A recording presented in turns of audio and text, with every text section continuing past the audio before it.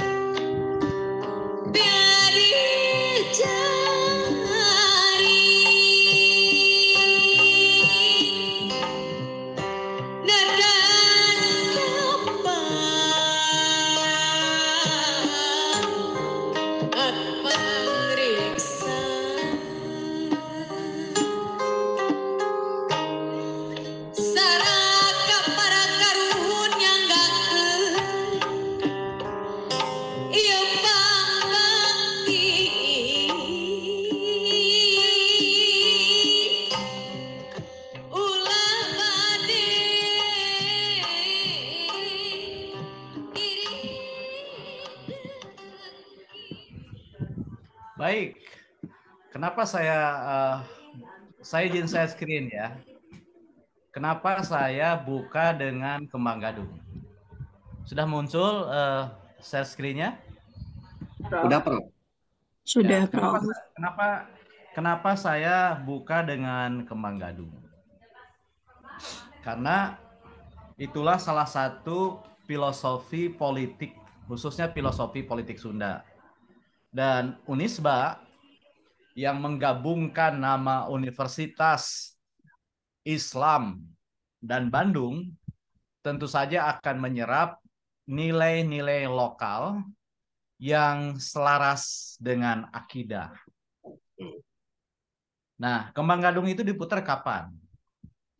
Kembang gadung itu diputar biasanya ketika seniman itu manggung di awal gitu ya. Di awal manggung dia nyanyikan lagu Kembang Gadung. Nah, itulah sebabnya ketika saya dilantik menjadi ketua Majelis Dewan Guru Besar Perguruan Tinggi Negeri Badan Hukum 2 tahun yang lalu, setelah menyanyikan Indonesia Raya, itu saya putarkan Kembang Gadung. Untuk mengingatkan kepada diri saya dan orang-orang Indonesia bahwa untuk orang Indonesia jangankan soal beribadah, jangankan soal syariat, bahkan soal berkesenian saja yang notabene jauh dari Tuhan, itu dimulai dengan bismillah gitu ya. Jadi menurut paham saya, di Indonesia antara agama dan dari agama itu lumat gitu ya. Tidak ada pemisahan antara ini urusan syariat, ini urusan non syariat, nggak ada, lumat dalam kehidupan orang-orang yang sudah masagi begitu. Nah, dalam disertasi juga begitu.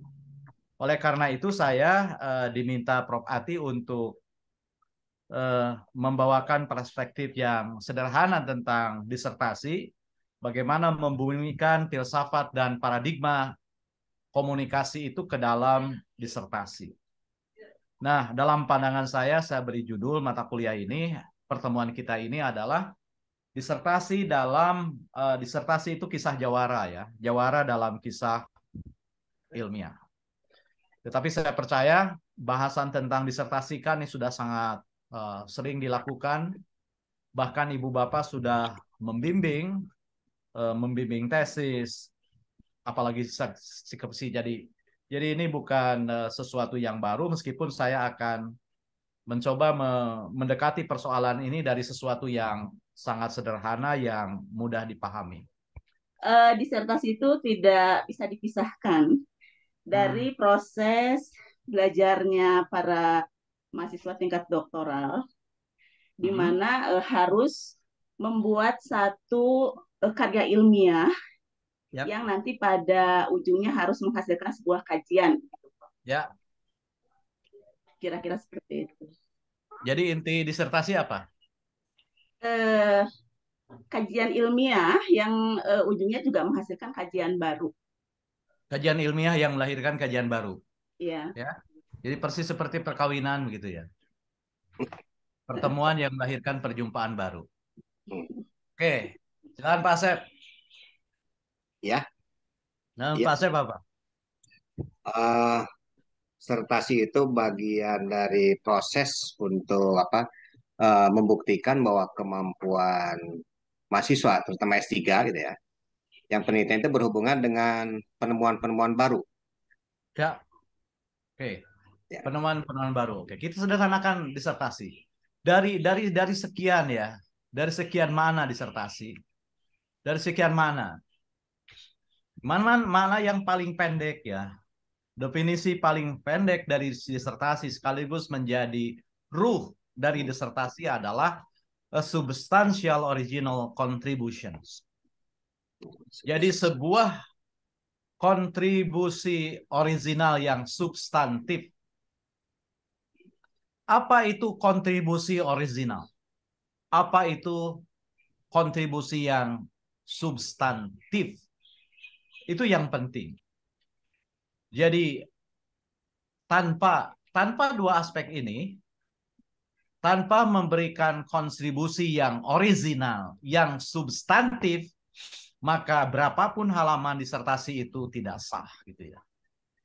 Ini ayat yang harus kita yakini, bahwa membuat disertasi berarti memberikan kontribusi yang substantif original.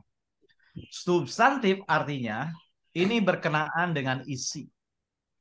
Kita tahu dalam pohon keilmuan, disertasi yang merupakan tugas seorang mahasiswa program doktor itu ditempatkan pada akar pohon keilmuan. Nah, oleh karena itu, maka posisi filosofisnya akan sangat kuat. Itulah sebabnya maka di luar negeri kan ada yang mereka lulus dengan disertasi lalu mereka menjadi PhD atau filosofi doktor, tetapi ada mereka yang lulus doktor tanpa membuat disertasi dan mereka menjadi doktor. Nah, misalnya saya menjadi penguji eksternal di Deakin University di Australia. Ujiannya tanpa defense sama sekali. Dan saya hanya membaca berkas disertasi yang dikirim oleh universitas tanpa kontak dengan mahasiswa. Saya diberikan waktu 40 hari sudah untuk membaca dan harus sudah melaporkan hasilnya. Keputusan akhir yang harus saya berikan itu berupa pilihan dari 5. Yang pertama, lulus tanpa catatan, artinya lulus doktor tanpa catatan. Jadi disertasi itu lulus tanpa catatan. Jadi mahasiswanya akan menjadi PhD. Yang kedua itu lulus dengan catatan minor. Nah, kemudian yang ketiga itu lulus dengan catatan mayor, banyak sekali koreksinya. Nah, yang keempat, jadi yang pertama tanpa catatan, kedua catatannya mayor, minor, yang ketiga catatannya mayor, itu masih menjadi PhD. Yang keempat, dia tidak lulus doktor. Yang keempat itu, karena catatannya parah gitu. Maka dia akan diberikan penghargaan sebagai master lagi. Nah, yang kelima itu tidak lulus sama sekali. Jadi artinya apa? Artinya bagi ada universitas yang tetap memberikan PhD kalau nulis disertasi, lalu kalau gagal tidak menjadi doktor gitu ya karena menulis disertasi, tapi dia hanya menjadi magister saja. Itu tradisi sebuah kampus tentunya berbeda. Nah, karena dua aspek ini, karena kontribusi yang substantif dan original ini, maka kita akan mulai menelaah disertasi ini dalam cara-cara yang praktikal. Nah, mengapa saya menganut paham ini dan mengapa ini menjadi keimanan akademik saya? Karena saya percaya dan kita percaya, kita diajarkan oleh filsafat ilmu dan sudah dibahas di kelas ini, bahwa tadi juga dikatakan disertasi adalah sebuah kajian yang melahirkan kajian baru. Kajian baru itu apa? Kajian baru itulah yang biasa disebut sebagai nilai heuristik atau heuristic values.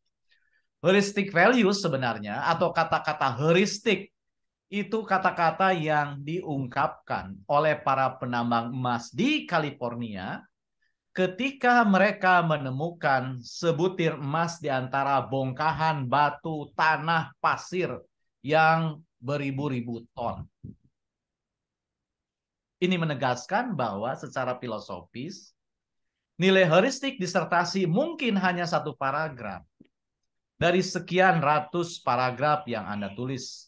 Bahkan mungkin hanya satu kalimat saja dari ribuan kalimat yang ditulis di dalam disertasi itu.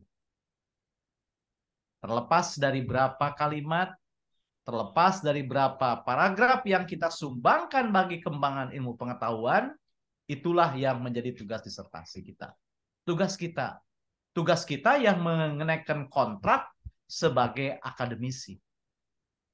Nah, mengapa ini penting? Karena ini menjadi tradisi akademik yang terus-menerus dipelihara. Sekaligus juga menjadi pedoman bagi kita tentang tema apa yang akan kita ambil. Sebab selama ini penelitian itu terlanjur dihubungkan dengan dampak langsungnya. Maka dari itu mengapa kajian-kajian soal humaniora, kajian-kajian ilmu sosial tidak sepenting atau tidak dianggap penting sebesar kajian-kajian tentang ilmu alam atau kajian-kajian tentang teknologi dan ekonomi. Sebab kajian ilmu alam kan dampak langsungnya nyata, teknologi dan ekonomi itu merupakan sebuah pengungkit bagi percepatan dampak langsung itu sendiri.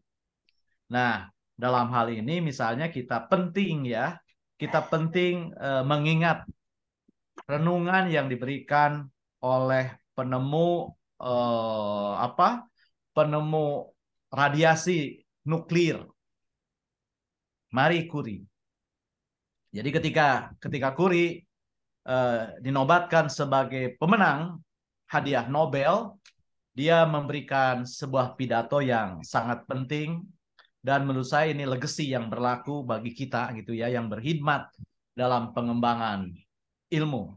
Kata Marie Curie, sebuah penelitian itu tidak bisa hanya dinilai langsung dari dampaknya terhadap kemajuan masyarakat. Sebuah penelitian harus dipandang berharga karena memberikan kontribusi permanen bagi kemajuan ilmu pengetahuan itu sendiri. Curie katakan, jujur ketika saya melakukan penelitian tentang uranium, tidak terbayang sedikit pun bahwa penelitian saya ini akan berguna bagi bidang kesehatan.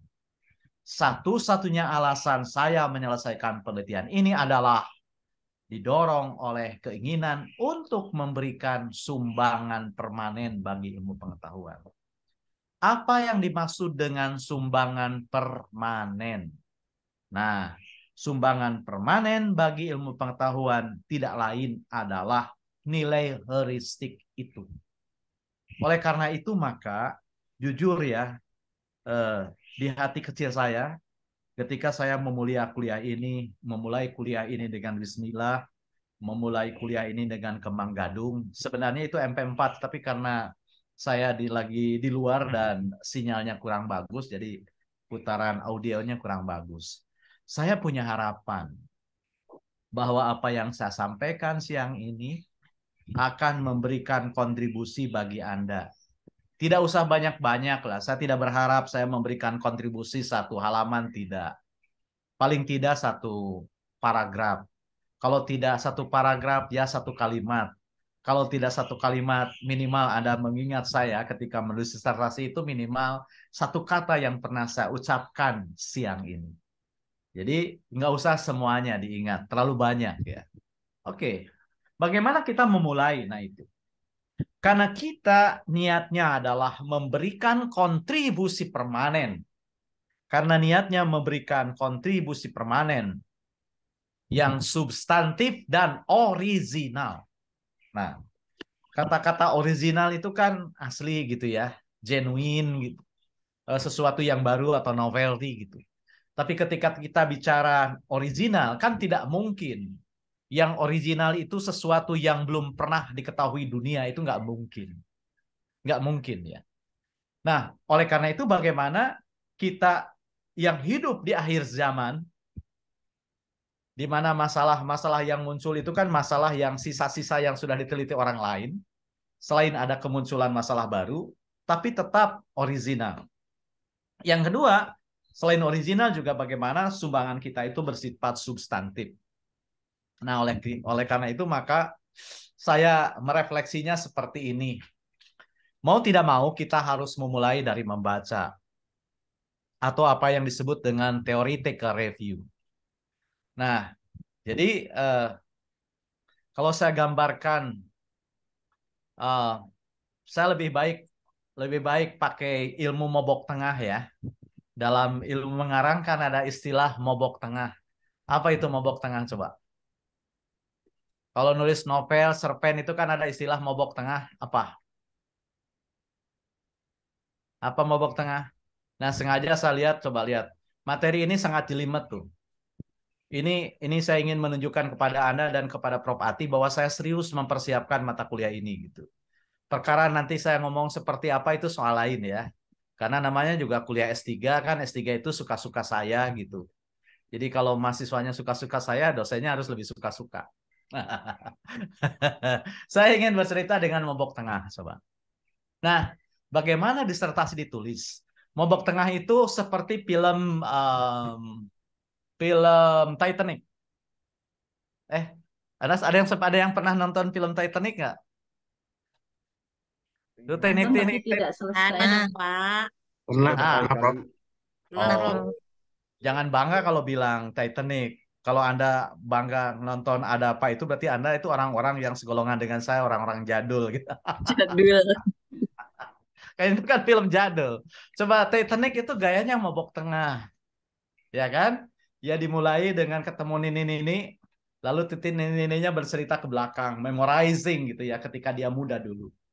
Nah, setelah saya lewati tadi yang jelimet itu, menurut saya menulis disertasi itu tak ubahnya membuat cerpen, tak ubahnya membuat novel, tak ubahnya bercerita tentang seorang jawara. Tetapi ini bukan fiksi, tapi non-fiksi. Coba kalau Anda ingin membuat sebuah novel atau ingin bercerita tentang sesuatu, hal pertama yang Anda pikirkan apa? Coba. Endingnya, Prof. Endingnya ya, endingnya. Oke, endingnya ingin seperti ini gitu. Baik, boleh nggak apa-apa. Yang lain apanya? Apa yang pertama kali Anda terpikirkan oleh Anda, yang merangsang Anda apa coba? Objek Kalau dan Temanya, subjek Prof. sama subjek. Temanya, Temanya, oke, temanya. ide cerita. Ide cerita apalagi? Esensinya, Alur, Prof. Esensinya. ketertarikan Hah? dulu dari ketertarikan Ya, awal yang saya dulu. tanya itu tertarik apanya? Apa yang membuat Anda tertarik? Apa yang membuat Anda menulis? Ingin meneliti sesuatu yang tidak Ya, dari yang ya apa? Ingin meneliti sesuatu yang gimana? Sesuatu seperti yang apa? Mengapa yang Yang lain beda, beda dengan ini teliti Yang apa, Sob? yang beda daripada yang lain, Prof. Nah, yang beda dari yang lain. Tahu kita beda? Riset dulu, Prof. Nah, riset dulu dengan cara. Cari referensi-referensi atau jenis mungkin. Oke, nah itu dia. Ini coba lihat sebelah kiri ini. Tadi saya mulai dengan teoretika review ya. Mereview teori-teori. Apa yang kita review, apa yang kita cari. Nah, saya ibaratkan menulis disertasi yang merupakan cerita ilmiah itu sama saja sebenarnya langkah-langkahnya dengan cerita jawara pada umumnya. Baik itu novel maupun cerpen. Mengapa begitu? Sebab menurut saya isi disertasi, isi paper juga sama, tidak lain adalah perkelahian dua tokoh. Betul kan? Film apapun selalu mempertemukan pertengkaran, perkelahian, bunuh-bunuhan, peperangan antara dua tokoh. Atau biar lebih konkret, ada menyaksikan sidang Sambo nggak? Ya, Prof. Ya, di sana perang dalil dan dalih kan? Apa bedanya dalil dan dalih? Apa bedanya dalil dan dalih? Kalau dalil itu ada referensinya, kalau dalih memang justifikasi dari siapa, misalnya penuntut umum kah atau penasihat kah. Salah, dua-duanya juga ada referensinya. Bedanya di mana? Bedanya penggunaan. Biasanya kalau dalil itu untuk menghukum orang lain. Sedangkan dalih alasan digunakan untuk membela diri. bela Gitu kan? diri. Ya, Sudah jelas salah kok. berkelit. Berkelit. Dan yang lebih menyebalkan itu ketika ada ahli yang bodoh gitu. Kenapa saya bilang ada ahli? Kan ahli yang meringankan Sambo ditanya gitu. Apakah sama arti menembak dengan hajar? Dia bilang beda. Beda. Lah iyalah anak SD saya tahu hajar dengan tembak itu beda. Benar kan? Tapi apa namanya kalau menghajar pakai pistol? Hajar cat. Ini pistolnya. Apa masa ditakol? Logis nggak? Menghajar pakai pistol, lalu ungkapannya ditakol. Sama aja dengan hajar menggunakan tangan, ya ditonjok atau dicabok. Nggak mungkin dihajar tapi diusap gitu. Atau dia ngambil alat lain. Nah, itu nggak logik. Nah, sama ketika saya akan menulis Sambo misalnya, maka saya akan petakan ini tokoh yang antagonis, ini tokoh yang protagonis. Dengan begitu, maka saya akan membayangkan yang pertama kali adalah apa pernyataan atau notion yang mau saya challenge, yang mau saya tantang, yang mau saya uji. Apa benar makna tembak dan hajar itu berbeda, misalnya seperti itu. Maka yang akan mengganggu seorang jawara tentu saja jika muncul musuh lama. Musuh lama muncul kembali mengganggu, dia tidak akan tenang. Atau jika ada orang yang terang-terangan menantang dia kan gitu. Nah, ketika kita melakukan teoretika review itu sesungguhnya kita sedang mencari adakah di antara teori yang sudah ditulis orang lain itu yang mau kita challenge. Contoh misalnya begini. Contoh. Mengapa? Maaf contohnya saya tidak mau munafik gitu ya, karena saya kajiannya komunikasi politik, jadi maaf kalau banyak contohnya politik. Mengapa banyak menteri berkunjung ke Solo? Seolah-olah menteri itu menjadi kepala dinasnya Gibran. Bahkan bukan hanya menteri. Kapolri berkunjung, Panglima TNI berkunjung, sampai Ahok pun berkunjung ke Gibran. Mengapa? Padahal posisi mereka menteri. Dan mereka hadir menawarkan bantuan, menawarkan proyek. Sementara daerah lain mengemis-ngemis.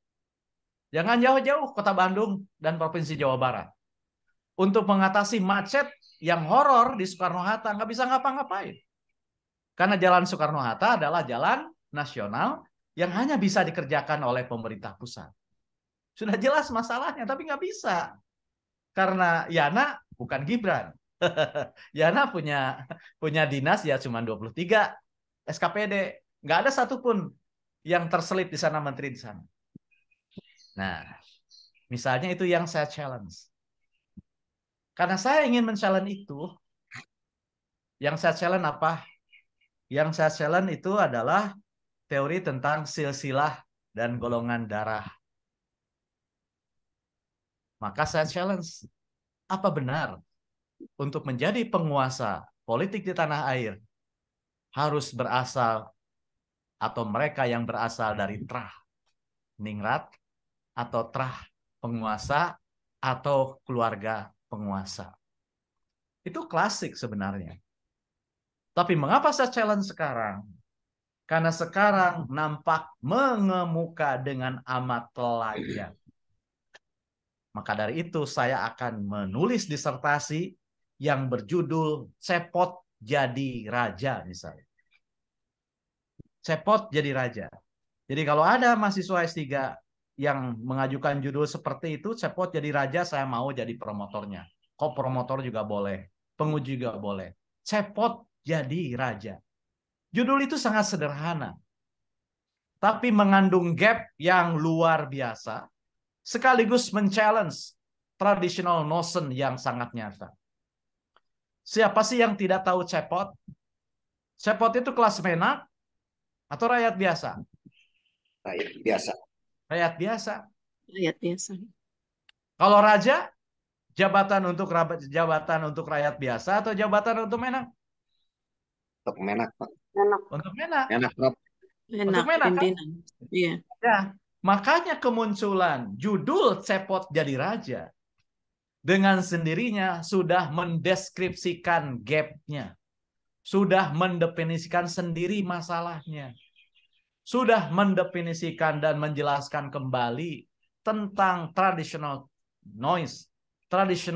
notion yang dia challenge. Bahwa dengan disertasi berjudul Cepot Jadi Raja, penulisnya ingin menggugat alokasi kekuasaan berdasarkan silsilah dan golongan darah. Dia akan menggugat politik dinasti. Dia akan menggugat aristokrasi dan lain-lain. Sederhana, judulnya panjang, cuma 3 kata. Itu judul yang paling sangat efisien. Sekaligus kalimat sederhana. Sebab kalau dikurangi salah satu menjadi hilang maknanya. Atau bolehlah kalau tidak mau main cepot misalnya. Ada judul lain. Saya temukan ini artikel bagus sekali gitu ya. Dia tulis, misalnya artikelnya judulnya begini. Rasionalitas emosi. Judulnya begitu. Rasionalitas emosi ;2. Sebuah pendekatan hibrid dalam pengambilan keputusan pembangunan jalan raya tol Bangkinang Riau. Jadi dari Bangkinang ke Riau. Kenapa saya puji judul rasionalitas emosi? Mengapa saya puji? Karena ini kalau dilihat dari gaya bahasanya, ini kan rasionalitas emosi itu contoh sebuah oksimorons. Apa itu oksimorons? Apa oksimorons? Oksimoron adalah penggabungan 2 kata yang bertolak belakang untuk menegaskan sebuah makna baru. Contoh rindu dendam. Nah misalnya gini, kamu tahu nggak Eka? Tahu. Cantik nggak sekarang? Cantik. Kamu senang lihat Eka? Enggak. Eka adalah kecantikan yang menyebalkan misalnya. Nah itu diungkapkan oleh siapa? Diungkapkan oleh mantannya. Sebab biasanya kalau mantan kan ingin melihat mantannya lebih jelek, lebih buruk, lebih sengsara, lebih naif. Kan gak ingin ya lihat mantan hidup lebih bahagia gitu, nggak mungkin. Nah, jadi kecantikan yang menyebalkan, rindu dendam gitu, itu oksimoron. Sama dengan rasionalitas emosi. Sebab biasanya kan emosi itu ya emosional ya tidak rasional gitu loh. Ini justru rasionalitas emosi. Nah, makanya itulah yang dia maksud sebagai sebuah model pengambilan keputusan hibrid yang menggabungkan antara keputusan-keputusan yang bersifat rasional yang logik dengan mempertimbangkan berbagai aspek yang berkenaan dengan emosi manusia. Mengapa begitu? Dia bilang. Karena selogis apapun manusia tidak akan pernah bisa menyelesaikan persoalan tanpa mempertimbangkan aspek-aspek yang terkait dengan emosinya.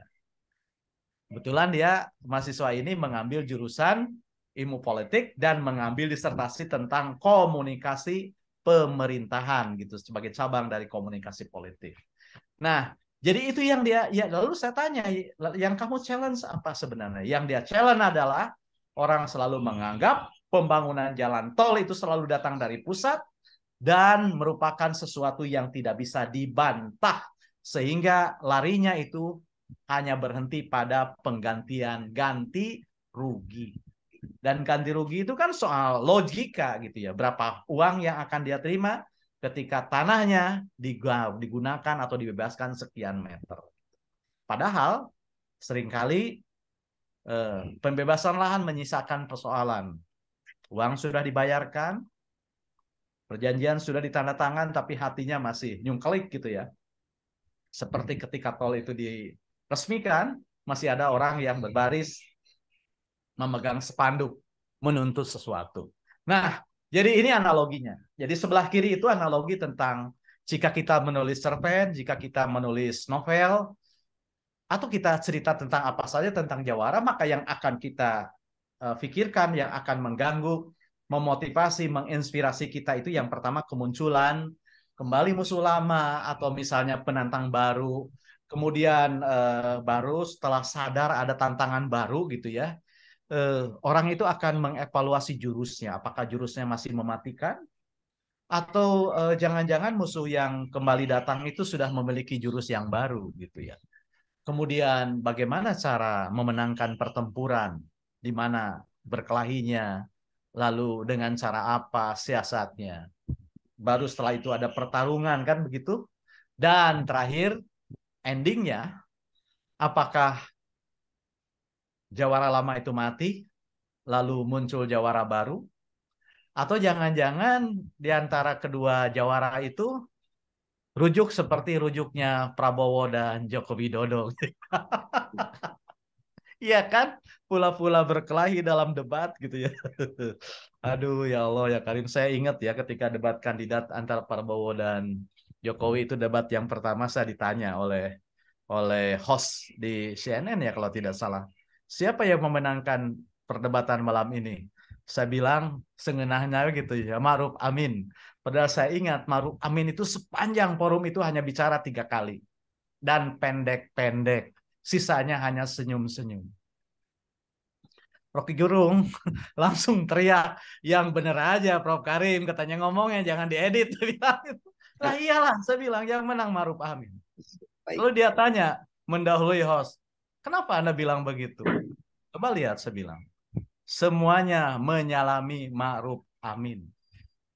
Jokowi menyalami sambil memeluk, Prabowo pun memeluk Ma'ruf Amin. Gitu. Wakilnya Prabowo juga sama.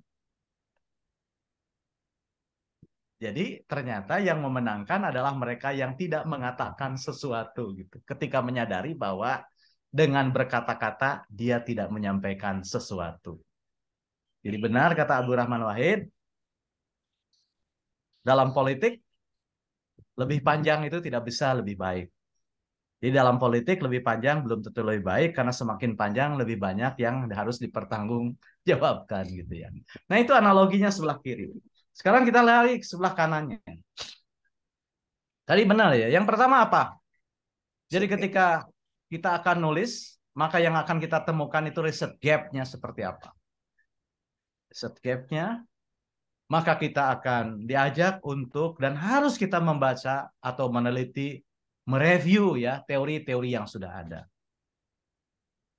Teoretika review, kemudian challenging traditional notions, sampai pada akhirnya apakah kita akan menggugurkan, memperkokoh, atau menyempurnakan. Jadi ini menurut saya cara mudah diingat. Jadi silakan saja sih mau nulis apa saja, silakan saja.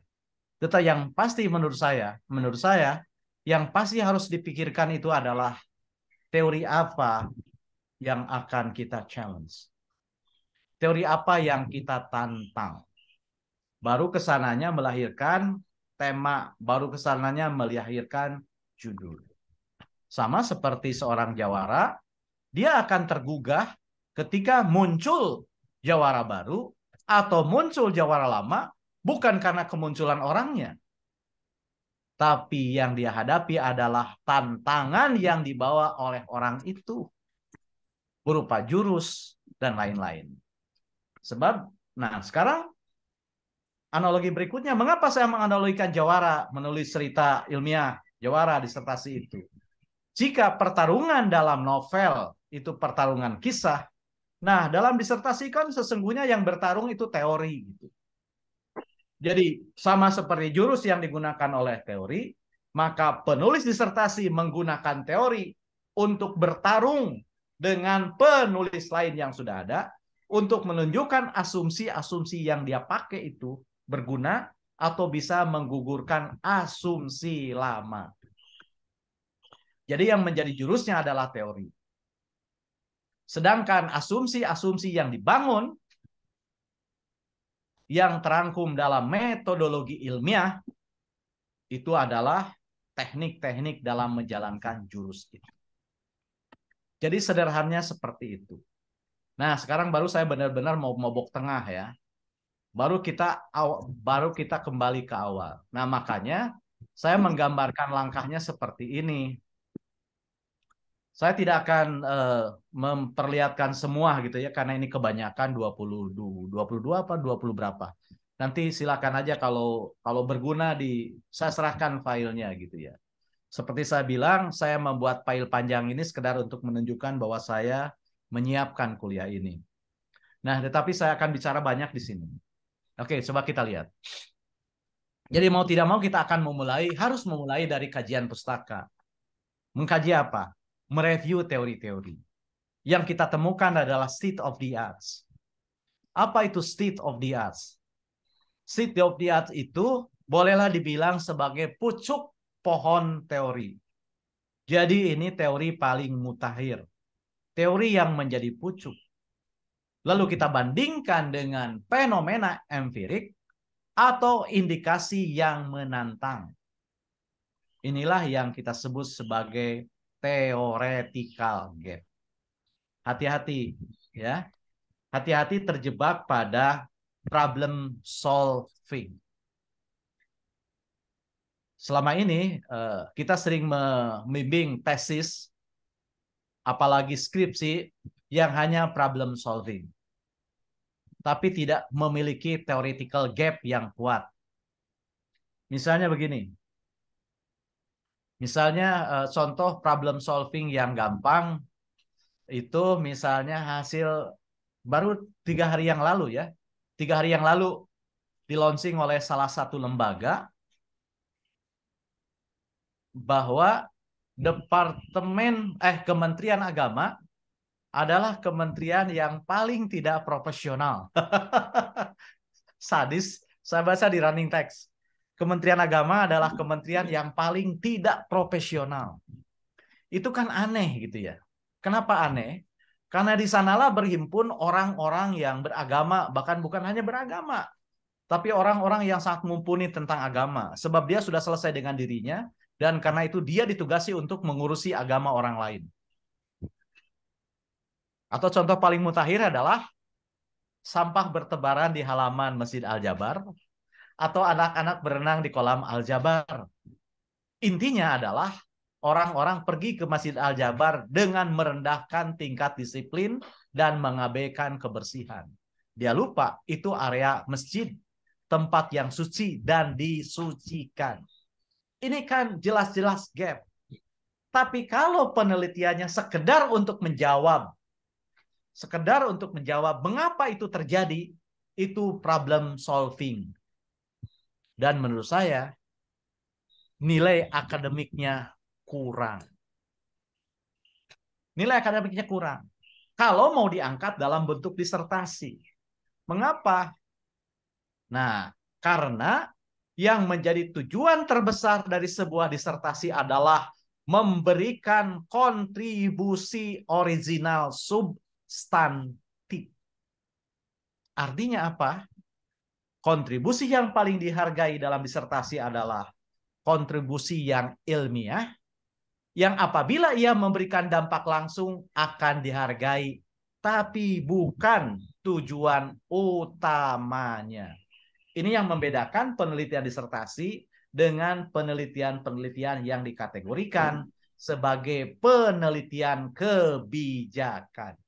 Oleh karena itu, maka ketika kita menemukan kondisi empirik yang menantang, atau ada indikasi bahwa telah terjadi diskrepansi antara teori yang selama ini kita anut dengan realitas di lapangan, maka kita jangan langsung menurunkannya ke dalam persoalan yang harus kita teliti. Tapi keadaan lapangan yang menantang, indikasi penyimpangan dari teori yang ada itu harus coba kita bandingkan ya, kita runut dengan pucuk teori atau teori mutakhir yang ada, kemudian dirunut ke belakang, lalu kita temukan gap-nya seperti apa. Contoh, saat ini tidak ada hal yang paling takuti selain internet. Betul tidak? Internet sekarang dianggap sebagai alat pendosa yang luar biasa. Sehingga banyak penelitian yang nadanya itu menyalahkan internet, menghujat internet. Pokoknya internet itu kesimpulannya raja dosa lah, atau dewa kegelapan. Tapi kalau kita melakukan theoretical review, kita runut state of the art-nya, internet itu kan perkembangan mutakhir dari teknologi informasi dan komunikasi. Benar tidak? Benar tidak? Kalau kita runut misalnya, sebelum internet muncul apa? Dalam TIK. Atau dalam media informasi. Sebelum internet muncul apa? Intranet. Intranet. Sebelum intranet? Telepon, Telepon. Sebelum telepon? Telegraf. Telegraf. Itu dari sisi perhubungannya, ya. Sekarang kalau dari sisi hiburannya, televisi, banyak sekali fitur kan yang memanfaatkan internet, betul tidak? Nah, sebelum orang menggunakan fitur-fitur hiburan yang berbasis internet, ya paling-paling TV kan gitu ya. Sebelum TV apa? radio, Radio. Sebelum radio? koran, Surat Koran. kabar. Sebelum jalah, koran? Nah, pertanyaan saya, apakah orang-orang zaman dulu yang hidup ketika media-media tadi disebut mengalami hal yang sama dengan sekarang tidak? Atau setidak-tidaknya, apakah mereka mencurigai radio, mencurigai majalah, mencurigai televisi, bahkan mencurigai video game seperti kita sekarang mencurigai internet? Iya, di setiap masanya memang ada persoalan dengan semua benda-benda itu, Prof. Nah, lalu apa kesimpulan Ibu? Kalau memang kondisinya sama, coba apa kesimpulannya? Khusus untuk internet ini, Prof, memang ketidaksiapan mental ini lebih menjadi problem. Ketidaksiapan mental orang-orang yang menggunakannya. Yang menjadi problem itu di situ, Prof. Nah, ini maaf. Ibu udah benar tadi ya. Ibu sudah benar, tapi fokusnya kok jadi menyimpang gitu loh. Begini, coba saya ini bicara soal fokus. Kalau Tia kehilangan kunci motor di gang. Iya. Ya, Tia kehilangan kunci motor di gang, ya. Iya. Sadar kunci motor Tia itu jatuh di gang, tapi Iya. gangnya gelap. Iya. Kemudian Tia jalan 2 meter, di mulut gang itu ada jalan yang terang benderang. dia akan mencari kunci itu di gang yang gelap atau di mulut gang yang terang benderang. Mestinya di tempat yang gelap itu, Prof. Karena kan sudah tahu jatuhnya di tempat gelap itu. Tapi kan gelap, tidak kelihatan. Harus membawa penerangan sebetulnya ke situ. Nah, gitu. Nah, itu baru fokus gitu ya. Baru Ya, fokus. Prof. Sebenarnya fokus itu pelajaran untuk laki-laki ya. Jadi ketika menemukan yang bening, ingatlah yang gelap yang kau punya gitu. Jadi, jadi maksud saya begini. Tadi Tia sudah menjelaskan, sudah benar mengakui bahwa dalam setiap kemunculan media itu selalu disambut dengan kecemasan, benar? Bahkan kecurigaan gitu loh. Tapi kalau kita telusuri secara longitudinal, internet sekarang sedang kita jalani ya. Sebelum internet, fitur-fitur internet kan TV. TV ketika muncul disebut kotak pendosa. Sampai sekarang Naruto itu kan tokoh kegelapan yang mengajarkan kekerasan, benar kan? Kemudian ada video games, kemudian ada radio. Semua media itu disambut dengan kecurigaan dan kecemasan, dan tingkat kecurigaan dan kecemasan itu menurun, bahkan nyaris hilang ketika kehadiran media itu berterima sebagai institusi sosial sehari-hari. Benar nggak? Sekarang masih ada nggak yang menuding menuding TV itu sebagai kotak pendosa? Masih ada nggak? Atau radio gitu loh.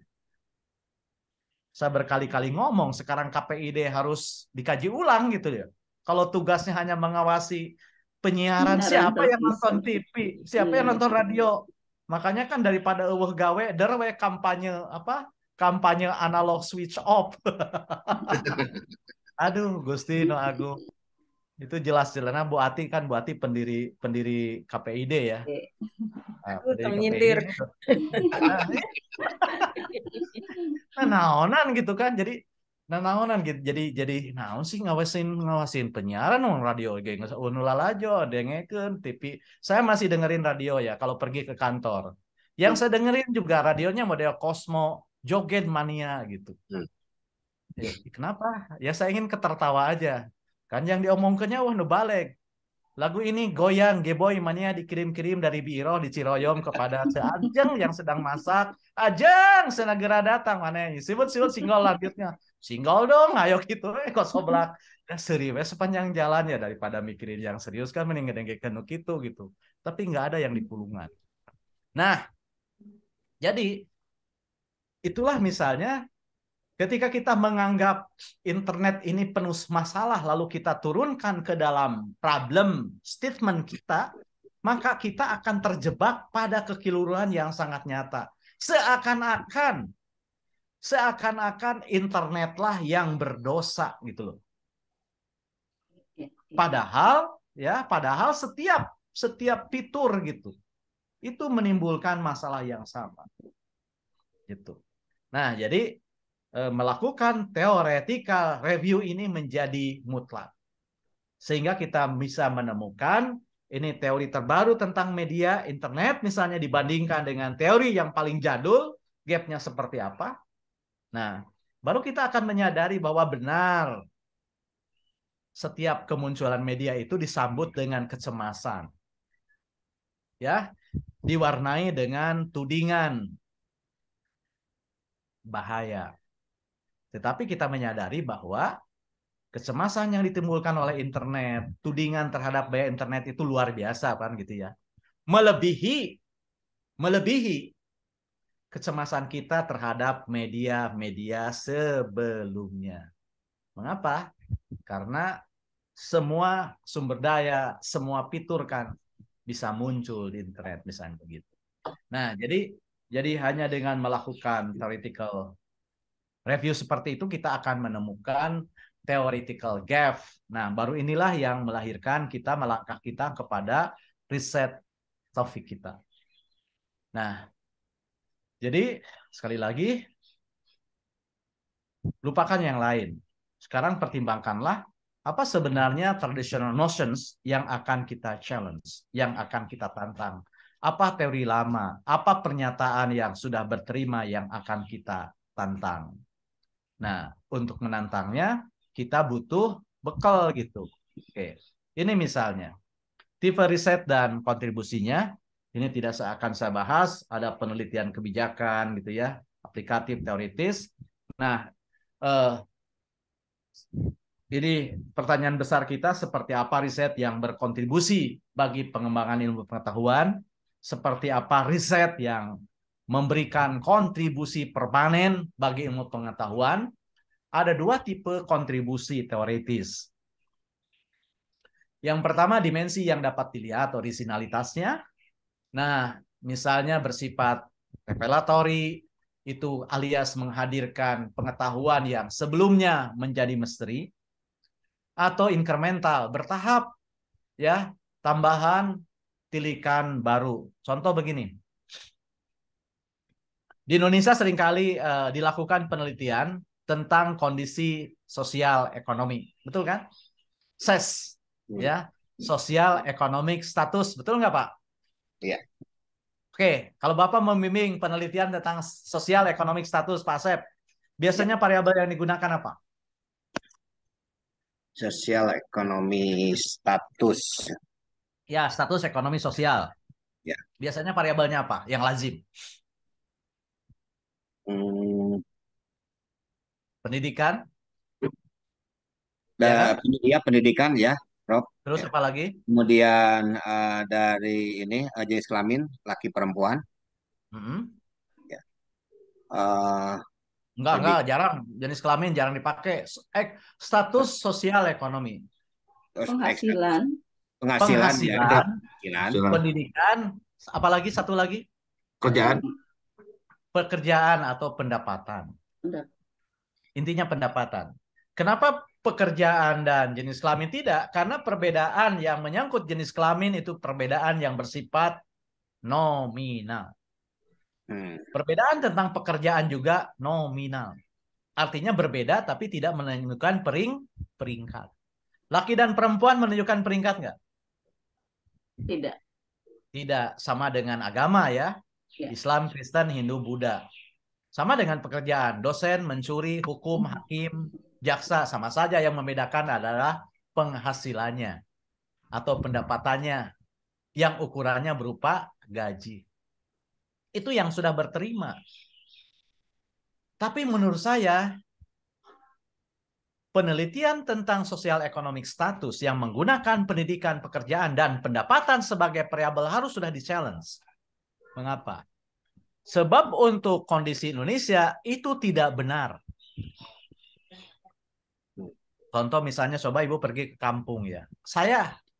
Bapak saya pekerjaan hanya lebe. Lebe ya. Lebe itu tukang ngawinkeun. Mun aya nu nikah ngawinkeun, mun aya nu maot nguburkeun, mun aya nu hajat ngadoa, kan gitu pekerjaannya. Nggak ada gajinya. Gajinya itu nempel di pohon kelapa, nempel di tangkal pare gitu. Gajinya nggak ada. Tapi buktinya bisa nguliahkeun gitu. Tapi ketika saya sekarang nguliahkeun kok asa berat gitu ya, loh, pengeluaran segala macam, padahal saya punya gaji. Bapak saya tidak punya gaji. Dan saya, untuk orang Indonesia, apakah gaji bisa merepresentasikan status yang sesungguhnya enggak? Coba. Benar enggak? Benar enggak? Gaji, besaran gaji itu merepresentasikan gaji, slip gaji. Ya, slip gaji. Apakah benar-benar merepresentasikan kondisi status dia yang sesungguhnya enggak? Tidak, Pak. Tidak. Alih-alih gaji, apa coba ukuran yang paling real untuk melihat seseorang? Kita harus berani menantangnya dengan menggantinya menjadi pengeluaran. Saya punya guru ngaji ya. Punya guru ngaji di pesantren Musyahadah, seorang kiai. Nah, ini bedanya kiai dengan profesor. Ada dua momen. Yang pertama, momen bapak saya sakit. Seorang profesor bertanya, "Lin, kumaha bapak teh cager?" "Damang, Pak." Dia bilang, "Ayeuna di mana?" "Ju dirawat, Pak." "Kok cager tapi dirawat?" "Ya lumayan lah," saya bilang, "dirawat ke tos rada sae." "Bejaannya saya mun ayeuna naon?" Saya tengah ulang kita bisa ngomong deh ya. Kasih tahu saya kalau ada sesuatu. Yang sudah jelas bapak saya dirawat di ICU. Saya harus kasih tahu apa? Saya harus kasih tahu dia ketika ayah saya meninggal. Masa iya sih? Itu kelakuan profesor. Kemudian setelah profesor itu selesai nelpon, tiba-tiba telepon saya juga berdering gitu. Saya angkat, ternyata Kang Cep. Assalamualaikum katanya. Waalaikumsalam Kiai. Di mana Den katanya. Iya Kang, di mana? Sana sok wah ayo di mana saya mencurigakan kia. Menuju di rumah sakit Kang. Sanu tedamang sana. Pun Bapak, di mana? Di Dustira ruang naon gitu dia. Tunggu anak Kang rekadinya coba. Profesor senior mah nanyakan terus kasih tahu saya kalau ada sesuatu. Tapi Kiai ini langsung datang. Datang dia. Oke, nengok itu satu. Kedua perbedaannya. Dia pernah cerita ke saya. Akang mah teboga gaji. Lamun diundang ceramah teu masang tarif. Tapi alhamdulillah weh, mun aya pangabutuh kacumponan. Kadang-kadang sok pohon nyimpen duit cenah. Kadang nyelap dina kopeah cenah. Kadang nyangsang dina saku salana. Pernah cenah nu kahiji mah duitnya dina sarung. Nah, setekang aya duit dina sarung, nya cenah akang terek salat cenah. Teu mawa dompet, geus asupkeun kana buntelan sarung. Ari geus tepi ka imah, poho si euceuna teh jujug merosotkeun sarung. Jadi dina sarung teh duit lungkul tah. Coba. Coba. Kalau diperiksa slip gajinya dia nggak ada. Tapi saya yakin setiap orang punya pengeluaran. Dan pengeluaran itu menjadi gambaran yang paling sahih tentang siapa dia. Mengapa begitu? Karena filosofinya juga beda. Kalau di negara-negara barat, gaji itu kan merangkum semua pendapatan. Tapi untuk Indonesia, gaji dan pendapatan itu beda. Gaji dengan take home pay beda. Karena sesuai dengan doanya, ya Allah berilah aku rizki dari jalan yang tak diduga-duga. Kalau gaji jalan yang diduga, jalan yang tak diduga. Sudah terprediksi. Wah itu mah jalan geus katoong ku sararealan. Itu kan gitu ya. Itu. Jadi makanya nggak bisa. Itu maksud saya. Jadi kalau kita mau memberikan kontribusi yang bersifat inkremental, maka kita masih menggunakan pendidikan sebagai variabel, masih menggunakan pekerjaan sebagai variabel, tapi kita ganti pendapatan misalnya dengan pengeluaran. Jadi inkremental bertahap saja sebelum kita bisa mengganti atau men-challenge tiga-tiganya, challenge-lah salah satu gitu. Nah, kemudian kemanfaatan bisa bersifat ilmiah ya dan bisa bersifat praktis ini sudah bisa. Nah, sehingga kontribusinya bisa kontribusi yang bersebaikan konstruks, hubungan bisa pengembangan dan konfirmasi atau penggabungan konstruk. Nah, ini gaps ya. Tadi saya bilang ada theoretical gaps. Jadi kalau ditelaah gitu ya, kalau kita sisir lagi ada 7 macam gap teoritis, mulai dari evidence gap, ya, kemudian ada knowledge gap, atau misalnya practical knowledge gap. Menurut saya yang paling mudah gitu ya, yang paling mudah dan lazim kita gunakan itu adalah evidence gaps. Jadi ketika kita menemukan kontradiksi antara penelitian terbaru dengan penelitian sebelumnya.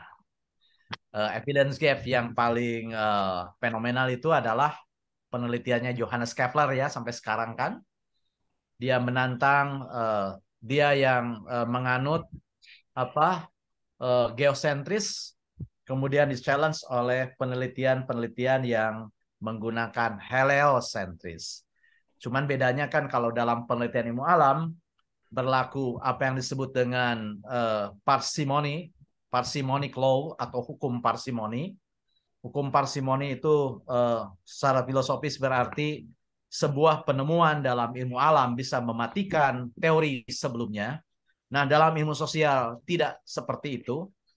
Teori lama tidak benar-benar mati, yang terjadi hanya terpinggirkan saja. Anda tentu ingat bagaimana penelitian tentang faktor yang menentukan keberhasilan belajar. Apakah bakat yang dibawa oleh anak? Apakah lingkungan yang diciptakan oleh guru? Sampai sekarang kan belum tuntas ya. Alih-alih memenangkan salah satu pihak, lalu muncullah teori konvergensi. Ya bakat diakui, ya lingkungan juga diakui. Sehingga selain anaknya yang dites, maka orang tuanya juga diwawancara begitu. Nah, itu evidence gap. Kemudian practical knowledge gap. Misalnya kita menemukan praktik profesional yang berbeda dengan penemuan-penemuan sebelumnya. Saya diajarkan misalnya di pesantren gitu ya, karena pesantren majorok gitu pada intinya ya, meskipun sering belajar fikih, belajar akhlak gitu. Saya baru tahu dari guru ngaji saya ketika ayah laler masuk ke gelas jangan dibuang katanya, kata guru ngaji saya. Saat itu saya nggak percaya ya, tapi dia bilang lelepkeun lalerna gitu, lelepkeun dua sayapnya. Saya tanya waktu itu kunaon, saya bilang kageuleuh-geuleuh, tapi guru ngaji saya bilang, kiai saya bilang, karena sayap kiri dan kanan mengandung asam basa yang saling menetralkan kata dia. Untuk percaya mah sana engkewe bukaan sana buku-buku naku aden, tapi akang manganyaho dina kitab, dia bilang seperti itu. Nah, itu contoh 2 dari 7 gaps yang bisa kita pilih. Nanti Ibu Bapak bisa memilih gap-gap ini. Nah, ini contoh aplikasinya dalam artikel yang saya tulis dan tim. Nah, kemudian ini tentang ketika saya ini menggunakan tadi ya, professional gaps, knowledge gaps ketika meneliti dan menulis artikel tentang turisme di masa pandemik, khususnya ketika Indonesia menerapkan masa PPKM atau pemberlakuan sebelum PPKM itu apa? Pembatasan sosial gitu ya. Karena saya menemukan ketika terjadi pelonggaran PPKM, itu masyarakat membaca pelonggaran itu sebagai pelanggaran. Jadi ketika saat itu mulanya kan di level-level ya, sebelumnya warna kan gitu, merah, hijau, kemudian diganti dengan level 4, 3, 2, 1 gitu. Ketika terjadi pelonggaran itu yang muncul justru pelanggaran. Nah, ini ada juga penelitian dengan Prof. Ati ya tentang halal tourism. Ini juga merupakan aplikasi dari gap ya, dari knowledge gap. Pengetahuan orang tentang halal itu berbeda, tapi orang lebih mudah memahami soal kebersihan ketimbang halal. Bagi orang-orang yang tidak membungkus perilakunya dengan akidah dan syariat, dia hanya mendasarkan sesuatu pada higienis atau tidak higienis gitu. Nah, beda dengan orang Indonesia yang sering mengutamakan fikih ketimbang akhlak kan gitu ya. Sehingga kadang-kadang ya menjadi apa ya, seperti kabadi oleh ilmunya sendiri gitu. Nah, ini ke belakang itu contoh bagaimana kita bisa memadukan itu semua. Nah, inti dari semua paparan ini adalah ketika kita konsisten pada pemahaman bahwa kita diajarkan oleh filsafat untuk mengungkap kebenaran yang sejati. Kebenaran yang sejati itu adalah kebenaran yang murni kebenaran. Tetapi masalahnya kita tidak bisa mengejar kebenaran yang sempurna. Lalu apa yang harus kita kerjakan? Coba. Saya harap begini. Saya khawatir dengan menyajikan materi ini, kekhawatiran saya ya saya bilang ke Prof. Ati, apa iya saya bilang saya harus menyampaikan materi ini sebab ada hal yang saya cemaskan. Hal yang saya cemaskan itu jangan-jangan materi saya malah membebani mahasiswa dan membuat mahasiswa S3 ini angkatan pertama menjadi lebih lama lulus begitu. Sebab pengamatan saya di Unisba itu ketika ngajar S2 kuliahnya semangat gitu. Apalagi semester 1, semester 2 tepat waktu, baru semester 3 udah mulai ngaco gitu. Makanya saya sering datang lebih awal. Biarin aja kalau datang satu orang ya saya ngajar hiji-hijina nggak apa-apa gitu. Sebab akan membuat kiamat makin dekat ketika dosen disuruh menunggu mahasiswa. Itu yang ada dalam kitab Ta'limul Muta'alim kan. Nah, saya bilang serius saya harus berikan ini. Saya tidak mau mahasiswa tambah lama gara-gara ingat kuliahnya Karim. Sebab bagaimanapun saya bilang disertasi itu seperti sholat. Ada syarat sah dan rukunnya. Benar nggak? Iya. Syarat sah sholat dan rukunnya. Rukun sholat kan banyak. Ada yang bilang 17. Ada bilang 13. Tapi kan syarat sahnya sholat sederhana aja. Sudah masuk waktu sholat kan gitu. Waktu sholat, sholat. Jadi meskipun rukun disertasi itu banyak. Tadi ada gaps. Ada tradisi yang di challenge. Tapi kan syarat sahnya disertasi itu satu. Apa coba? Selesai. Selesaikan disertasinya. Namun teangges maka jenges 500 halaman, 600 600 halaman teangges yang telulus-lulus gitu. Tanya Iya. saya, pertanyaan filosofis.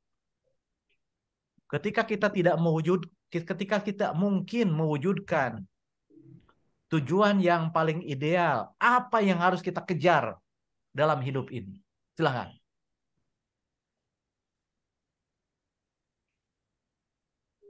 Barangkali ada yang sudah diajari filosofi seperti itu. Gimana Prof? Diulang Prof? Ya, Nah, ketika Prof. kita tidak bisa mengejar tujuan yang paling ideal, ingin menulis disertasi yang paling sempurna gitu ya, menggugurkan teori besar yang paling mengganggu, apa yang harus kita lakukan? Apakah menyerah karena gagal mencapai sesuatu yang ideal, atau memaksakan diri mengerjakan apa yang mampu? Memaksakan diri. Selesaikan sesuai dengan kemampuan. Coba gimana sesuai dengan kemampuan? Tidak melampaui kewenangan Allah gitu ya. Allah juga menilai sesuai kemampuan gitu ya. Mampu 200 halaman, Prof. Oh gitu, ya Allah. Wah, loba-loba teuing. Ingat, disertasi itu tidak seperti bibir ya. Kalau bibir kan dinilai tebal tipisnya. Disertasi mah enggak. Begini, ini ada cerita filosofis nih. Dulu Sokrates punya murid. Dan muridnya udah menikah. Tapi di dalam bukunya bukunya Cicero, si perempuan itu tidak disebut sebagai istrinya, tapi perempuan itu disebut sebagai gundik. Gundik itu apa sih? Tapi terserahlah statusnya apa yang benar, karena dua buku itu menyebut status yang berbeda tetapi orangnya sama. Jadi Sokrates mengunjungi muridnya sudah menikah. Kemudian yang pertama ditanya istrinya begini, jika tetangga Anda punya perhiasan yang lebih bagus ketimbang perhiasan Anda menyukai perhiasan punya Anda atau perhiasan milik tetangga Anda? Kalau ditanya seperti itu, Anda akan menjawab apa, Eka? Menyukai yang tetap milik sendiri, Prof. Oh gitu ya. Itu jawaban yang beda dengan berinya Sokrates. Kemudian tetangga Anda punya baju yang lebih bagus dibanding baju milik Anda. Anda menyukai baju Anda atau baju tetangga Anda? Jawaban Anda apa, Maya? Bisa diulang, Prof? Bisa diulang. Nggak ada siaran ulangan. Kalau Ratri, jawabannya apa? Baju tetangga, Prof. Soalnya rumput tetangga lebih hijau. Oh gitu. Nah, murid Sokrates juga bilang begitu. Ya jelas lah. Kalau perhiasan tetangga lebih baik, saya menyukai perhiasan dia. Kalau baju tetangga lebih baik, saya juga menyukai dia. Kemudian Sokrates bertanya, jika suami Anda lebih jelek dibanding suami tetangga Anda menyukai yang mana? Tetangga, Prof. Suami tetangga, Prof. Nah. Sendiri, Prof. Karena suami sendiri kasih apa? Jujur sekali. Tidak harus memiliki. Kan jawabannya S3 ya. Ini jawabannya S3 lebih cerdas dari jawaban muridnya Sokrates. Ketika ditanya itu, justru murid Sokratesnya diam. Diam aja. Nah sekarang ada Sokrates, biar adil, saya tanya suamimu katanya. Tanya suaminya pertanyaan sama. Wahai suami gitu, ketika kebun milik tetangga Anda lebih luas, lebih subur, lebih gembur dibanding kebun Anda nyukai siapa? Sama. Saya juga suka kebunnya tetangga katanya. Ketika kuda-kuda tetangga lebih bagus dibanding kuda Anda milih mana? Ya milih tetangga. Ketika istri tetangga Anda lebih cantik, lebih baik, Anda milih yang mana? Sama juga diem. Kenapa mereka diem? Apakah menunjukkan toleransi atau saling takut sama satu sama lain? Takut sama istri yang... Nah, suaminya takut sama istri, istrinya takut sama suami. Bagus dong. Yang jelek kalau salah satu takut sama yang lain tidak takut kan? Nah, di sanalah Socrates berpidato bahwa sesungguhnya yang kita cari dalam hidup adalah mengejar kebajikan yang mungkin. Mengejar kebaikan yang mungkin diwujudkan. Jadi meskipun milik tetangga itu lebih baik, tapi nggak mungkin kita merampasnya kan gitu ya. Karena ada pemiliknya dan kita sudah punya. Jadi kalau kita mengejar batasan-batasan disertasi yang sangat ideal itu tidak mungkin kita wujudkan, maka kita turunkan ke dalam ukuran-ukuran yang mungkin kita capai, tapi tidak mengorbankan semuanya. Tidak mengorbankan semuanya. Ada sesuatu yang kita pegang gitu. Ada sisi idealisme yang kita pegang. Jadi kalau semula kita ingin men-challenge 5 teori misalnya, oh tidak mungkin. Itu untuk 5 disertasi. Ya sudah, kalau disertasi yang ditulisnya 1, ya saya hanya men-challenge 1 teori saja. Gitu. Dan tidak usah menganggap bahwa novelty yang kita hasilkan bukan sesuatu yang belum diketahui dunia ini, belum. Bukan itu.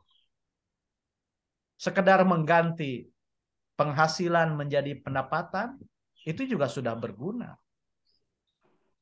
Sekedar men-challenge bahwa pemimpin itu tidak hanya dominasi milik 5 putra Pandawa, Kresna, Yudhistira, Nakula, Sadewa, dan Arjuna, bahkan Cepot pun berhak, ya itu sudah berguna juga. Ketika saya menyadari bahwa dalam setiap irasionalitas wanita ada pertimbangan yang sangat rasional, itu pun juga berguna. Sehingga tidak selalu menyalahkan wanita hanya sebagai sosok yang mengandalkan perasaan. Sebab ternyata terbukti wanita adalah kelembutan yang paling tangguh seperti gunung gitu. Nah, jadi itu maksud saya. Jadi saya ingin mengajak sesuatu yang ideal, tapi tidak hendak mengajak Anda menjalani sesuatu yang utopis gitu. Tapi tetap pegang sesuatu yang ideal itu, tapi wujudkan dalam takaran yang mungkin dicapai, yang mungkin dikerjakan gitu. Oke, baik. Ada yang ini Anda sampaikan, silakan. Kita merefleksi. Ini kan kuliah terakhir. Sebagai dosen tamu, saya nggak boleh lama-lama ada di ruang tamu. Karena sebaik-baik tamu adalah mereka yang sadar bahwa dirinya tamu dan cepat pulang.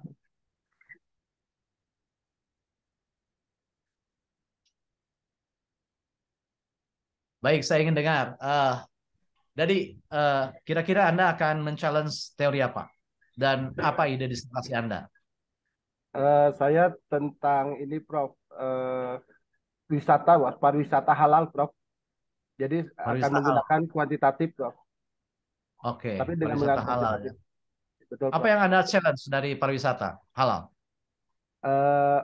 Pariwisata halal itu sekarang menjadi tren, terutama wisata yang ada di partisipasi dan wisata di ini dan menjadi program pemerintah.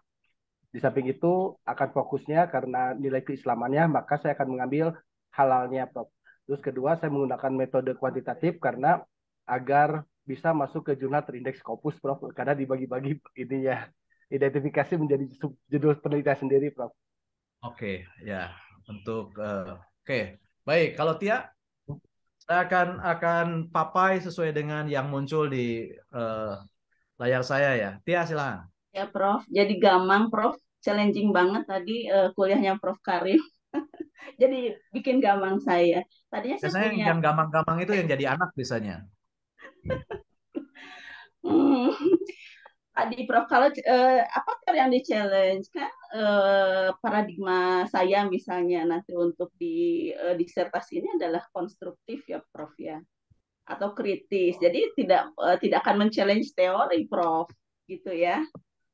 Paling saya hanya melihat persoalan yang hari ini akan sedang dalam bayangan saya untuk saya kaji tentang moderasi beragama dan media Prof.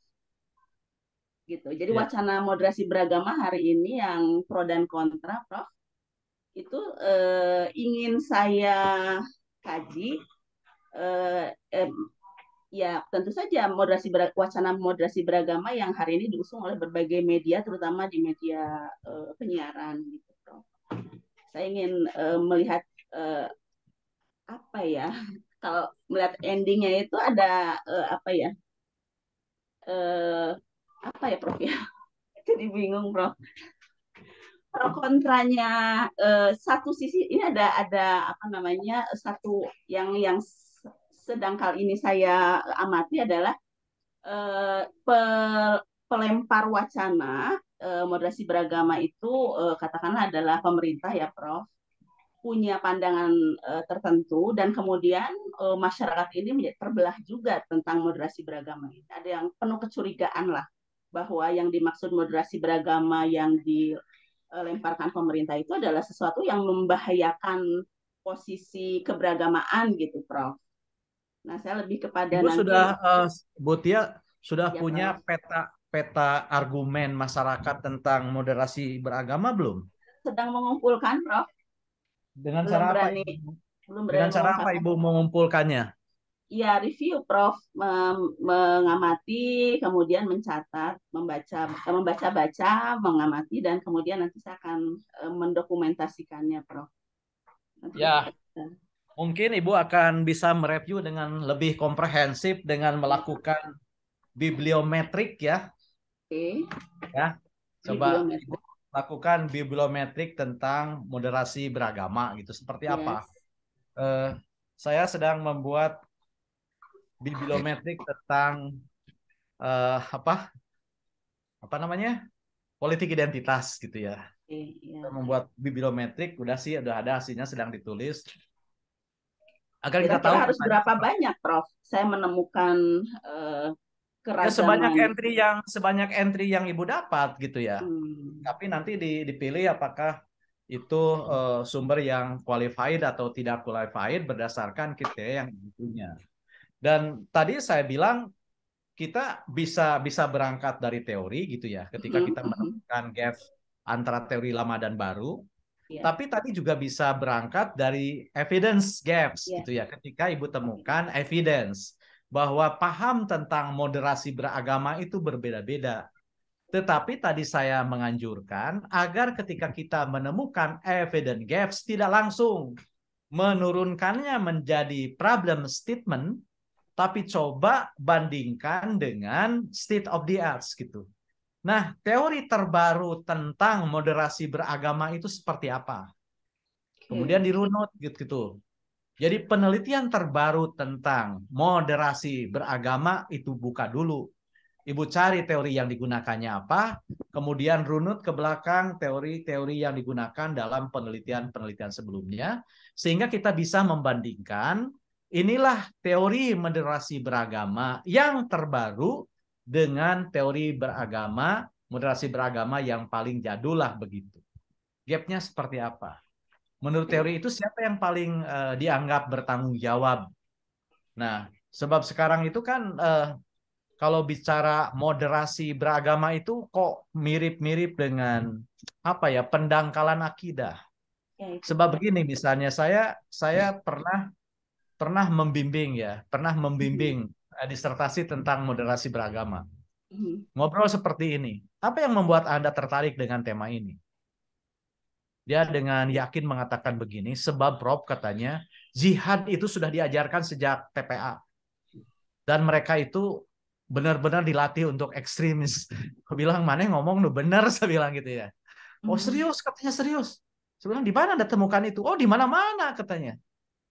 Apa Prof tidak pernah mendengar nyanyian seorang anak? Ku bela Islam sampai mati, nyanyi di TPA. Oh sebilang atau nuki itu. Tapi dia bilang itu katanya diksi yang paling berbahaya menurut dia ya. Yang itu yang mendorong dia melakukan penelitian, ya baguslah gitu ya. Meskipun pada akhirnya dia menyadari gitu. Saya bilang begini, itu kan lagu yang dibuat untuk memediasi kan gitu. Dalam ungkapan lagu itu kan ada ungkapan lagu tidak selamanya berupa deskriptif, kadang simbolik kan gitu. Betul nggak? Betul. Saya bilang sama dengan orang menulis puisi. Kalimat yang digunakan dalam puisi beda dengan kalimat deskriptif yang sehari-hari. Kenapa bedanya di mana? Karena kalimat yang digunakan dalam lagu atau puisi berupa pemadatan kata-kata agar kaya makna kan gitu. Nah, tapi saya tidak akan menentang Anda, silakan aja penelitian, lalu dia lakukan penelitian. Gitu. Jadi boleh saja seperti itu, tetapi coba ditelusuri teori yang paling mutakhir sampai ke teori yang paling jadul ya, Bu Tia. Insya Allah, Prof. Tampaknya itu kan akan aktual dan akan menjadi isu yang evergreen gitu ya, soal moderasi beragama di Indonesia. Cuman menurut saya sayangnya sekarang ketika kita bicara keberagaman, ketika kita bicara keberagaman, banyak di antara kita hanya menjadi burung pipit. Nah, itu. Tidak pernah Gimana menjadi tuh, burung Prof? elang atau raja wali. Apa bedanya pipit dan raja wali? Ukurannya saja beda, Prof. Selain ukurannya? Oh, jelas ukurannya beda. Speednya. Suaranya, Prof. Selain, Dan jelas Suaranya. suaranya, speednya beda. Rantai paling tinggi ya. Itu dia, burung pipit, cangkurileng itu terbang teh hanap gitu. ya. Karena hanap, dia hanya bisa mengenali perbedaan pohon, daun, dahan gitu. Dia tidak bisa menarik makna. Tapi burung elang yang terbang tinggi, yang di atas, dia bukan hanya melihat perbedaan-perbedaan, tapi dia pun menemukan kesamaan. Sekaligus makna di balik itu. Gitu. Jadi nanti Bu Tia jadilah peneliti seperti burung elang yang terbang dari ketinggian, yang menyorot dengan tajam realitas yang ada di bawah, sehingga yang nampak bukan hanya warna. Perlu bimbingannya dong, Prof. Nah, tapi Ibu temukan makna di balik keragaman itu. Jadi kalau sekedar mengatakan Islam berbeda dengan Kristen, ya burung pipit juga bisa, nggak usah jadi burung elang gitu ya, Bu Tia. Oke, coba Pak Asep. Ya, Prof. Sama sih dengan Bu Tia, Prof. Tapi kita tekannya ke ini, Prof, tentang dialog komunikasi antara umat beragama, Prof. Yang dialog antar umat beragama, terutama yang menyangkut dengan teologis, Prof. Ya, teologi ketuhanan, memaknainya itu kalau dialog kerjasama yang tataran sosial kemasyarakatan itu menjadi hal yang biasa ya. Tapi pada saat ketika satu sama lain saling memahami gitu ya tentang konsep ketuhanannya dalam dialog teologis, itulah yang mungkin akan dibedah tentang makna dari dialog itu, Prof. Gimana, Prof? Ininya kira-kira, Prof? Wah, berat itu ya. Berat, ya dalam paham saya berat, tapi itu menantang ya. Tapi itu sangat challenging. Hanya menurut saya Islam di Indonesia itu kan rujukannya ya Islam Indonesia kan gitu ya Pak Asep ya? Ya betul. Karena beda dengan ya meskipun membawa syariat dari Arab gitu ya. Tetapi dalam konteks berarti Bapak mengkaji yang mau dikaji itu multikulturalismenya atau pluralismenya? Yang dikaji itu menyangkut dengan multikultural nih, Prof. Oke. Kalau Bapak mengkaji multikulturalnya artinya kan mengkaji ungkapan-ungkapan keagama dalam realitas budaya ya. Kan pada paham teologinya. Paham teologinya. Nah, itu akan lebih menarik ya. Berarti Bapak butuh dukungan ilmu antropologi gitu. Karena kalau Bapak mengkaji Islam dari perspektif multikulturalisme, berarti Bapak mengkaji Islam sebagai entitas yang sudah lebur dengan pranata budaya. Dan karena itu tema tentang pranata sosial, tema tentang institusionalisasi sebagai pelembagaan nilai ke dalam laku budaya itu menjadi tema sentral. Dan itu menurut saya yang akan lebih membuka ruang untuk berdialog gitu. Kenapa? Karena kan hampir semua realitas budaya itu kan terbuka untuk didialogkan.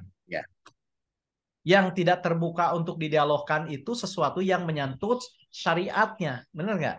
Betul. Syariat atau akidahnya yang tidak bisa didialogkan gitu, karena itu sudah gifted seperti itu. Kalau halal ya halal, haram dan haram. Tapi ketika halal haram itu mewujud dalam sebuah tindakan gitu, nah itu menjadi ruang yang bisa didiskusikan menurut saya. Jadi tentu saja kajian seperti itu harus tegas, batasan antara syariat, antara akidah dengan muamalah gitu ya. Muamalah. Islam sangat terbuka untuk melakukan apapun dari aspek muamalah, tetapi tertutup dalam aspek syariat atau akidah gitu ya. Karena nggak bisa kita tawar gitu. Disertasi saya tentang relasi Islam dan Nahdlatul Ulama. Jadi saya bawa Islam dan Nahdlatul Ulama gitu ya, partainya ada PKB, ada P3, beda kan PKB dan P3. PKB itu sebenarnya nasionalis gitu ya, hanya berbau agama. Kalau P3 itu kan syariat Islam, jelas syariat-syariatnya. Oke, baik Pak Sep. Bu Leti, Palembang. Tradisional notion apa yang akan Ibu challenge? Saya ingin meneliti tentang, sebenarnya saya tertarik dengan komunikasi politik, cuman sampai hari ini belum menemukan judul yang apa ya, yang agak menarik. Kalau 2019 kemarin kan saya ngambil tema tentang gerakan tagar 2019 ganti presiden, Prof. Nah, sekarang saya lagi mencari gerakan 2019 ganti presiden. Sorry. Iya. Tagar. Sorry ya. Tagar 2019 ganti presiden yang digagas oleh Mardhani Alisera. Nah, cuma sekarang saya sedang mencari kira-kira hal apa yang mungkin menarik untuk diteliti. Saya lagi melihat fenomena-fenomena tentang komunikasi politik yang sedang terjadi gitu. Yang memang yang menarik terakhir ini kan efek Anies masuk ke Nasdem gitu ya, Prof, ya, bagaimana tiba-tiba suara Nasdem jadi hampir di seluruh di daerah-daerah itu Anies itu menjadi kayak tokoh di Nasdem, padahal kan itu Anies kan bukan orang Nasdem. Cuman saya lagi mencari, itu salah satunya, lagi mencari yang mungkin menarik gitu. Nah, memang kalau untuk beberapa tugas saya ngambil ke judulnya komunikasi pemikiran kelompok anggota legislatif dalam menyusun peraturan daerah. Itu untuk kalau pengerjaan beberapa tugas, Prof, gitu. Nggak akan menemukan sesuatu kalau menelitinya begitu. Kita tahu legislatif di daerah apa sih yang dikerjakan, nyusun perda itu nggak ada aspek filosofisnya, itu semua teknokratis. Berani Anda menentang pernyataan Jokowi nggak? Atau men-challenge pernyataan Jokowi tentang ciri-ciri presiden rambut putih dan keriput? Oh ya, simbol ya. Ya, simbol. Coba gimana jalan ceritanya? Pasti nggak ketemu kan? Nah, itu yang saya bilang tadi. Ya, itu yang saya bilang tadi. Kita temukan evidence gaps. Evidence gap-nya apa yang diungkapkan Jokowi? Bahwa calon presiden yang ciri-ciri ya. Ciri-ciri calon presiden yang baik itu adalah rambutnya putih, kemudian keriput, kan gitu dia bilang. Ciri-ciri pemimpin yang baik. Rambutnya putih, saking mikirin rakyat nepi ka bodas gitu. Jadi rambutnya anu hideung geus lah gawena goreng. Atau ka salon wae, atau kalau wajahnya tuh kinclong, geus lah teu digawe, jadi pilih ulah nu kinclong. Karena lo bating nyalon gitu, teu mikir. Nah, kan gitu ya. Coba Anda bawa gitu. Pernyataan itu Anda telusuri dalam teori.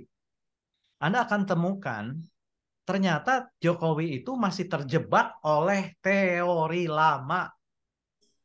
Kenapa? Karena ada teori lama yang menyatakan bahwa legislator itu terbagi dua. Politisi ya, khususnya legislatif nih. Karena buku itu bercerita tentang legislatif, tetapi bisa kita pahami politisi. Legislatif itu bisa dibagi dua. The appearance of legislative can be divided to aspek. Yang pertama, dia sebut sebagai kuda panggung. Politisi kuda panggung adalah politisi yang lebih mengutamakan citra, image, dan penampakan dia di ruang publik. Yang kedua, politisi yang bercorak kuda pekerja. Dia mengutamakan kerja nyata sampai melupakan bagaimana cara dia menampilkan dirinya di ruang publik. Persis seperti kuda yang menarik gerobak di Palembang. Dirawat nggak? Dirawat nggak, paling cuma dikasih makan. Nggak pernah dibawa ke salon, nggak pernah dimandiin bagus-bagus. Tapi kalau kuda renggong kayak di Sumedang, nggak pernah narik gerobak dia. Tapi dipelihara eman-eman, rambutnya disisirin, Luis didandanin gitu. Cuman kuda renggong. Budaya kota Sumedang gitu aja, kakinya kuclak kuclak kuclak kuclak gitu doang kerjanya, ringan banget, gak pernah narik gerobak. Mungkin Jokowi terilhami teori seperti itu. Sehingga dia katakan jangan pilih kuda panggung, pilih kuda pekerja. Yang meskipun tampilannya jelek, kumuh, kotor, tapi tenaganya bisa diandalkan. Betul kan? Tapi dia lupa bahwa di belahan lain misalnya, apakah di Inggris gitu ya kalau mau bicara internasional, atau di Cikole ada kuda perang. Kalau kuda perang tugasnya main apa perang? Namanya juga kuda perang. Kuda yang diurus oleh divisi kavaleri. Kan di tentara ada divisi infanteri, ya. Infanteri itu yang tugasnya merayap, menyusup, menemukan dan mematikan lawan satu persatu. Ada pasukan artileri itu yang menangani bom meteor yang tembakan ke udara. Dia tidak pernah mendefinisikan musuh orang per orang, tapi mengincar instalasi strategis. Ada kavaleri yang pergerakannya menggunakan kuda. Makanya kuda perang.